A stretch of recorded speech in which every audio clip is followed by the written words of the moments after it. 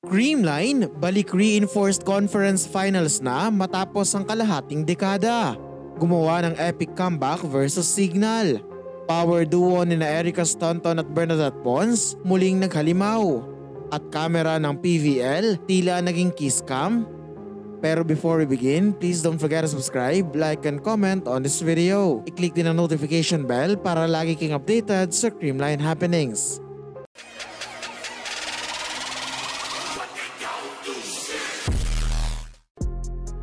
Second semi-final game ng PVL Reinforced Conference.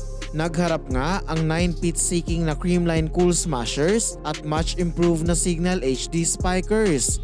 Sa first 2 sets pa lang, mainit na agad ang mga kamay ng attackers ng Signal.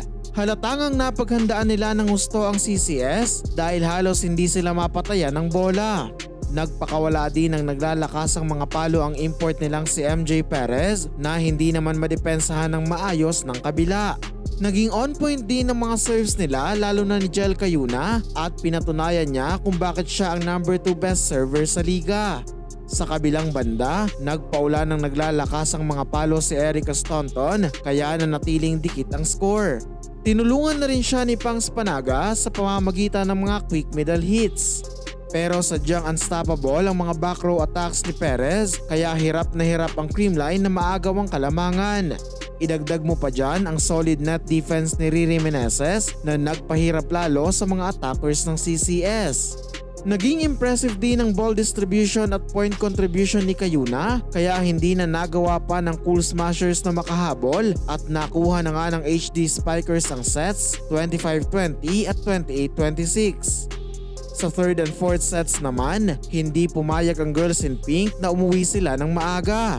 Pinangunahan ni Bernadette Pons ang pagbawi ng kanyang kupunan.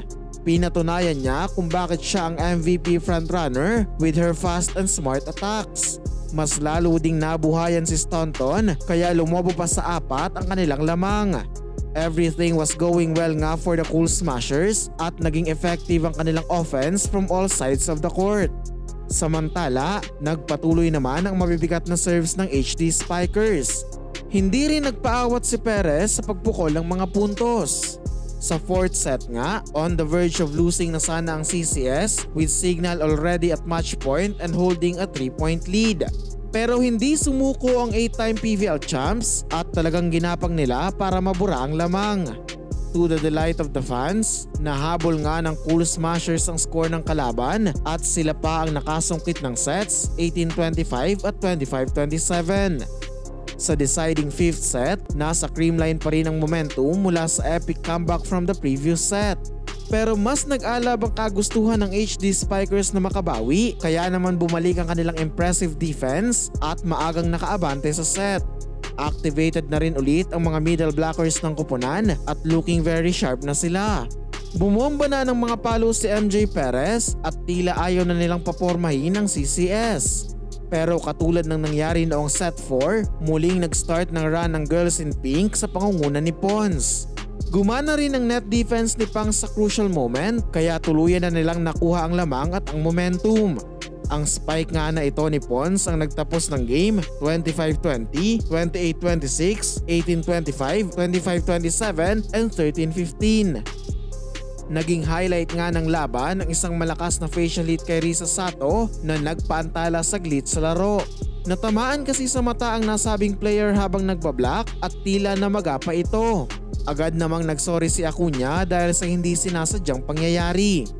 Sa gitna rin ng intense na laro, tila naging kiss cam ang kamera ng PVL nang maispatan si Marina Toshova ng Capital One at boyfriend nito. Nag-request ang audience ng kiss mula sa dalawa na agad naman nilang pinagbigyan.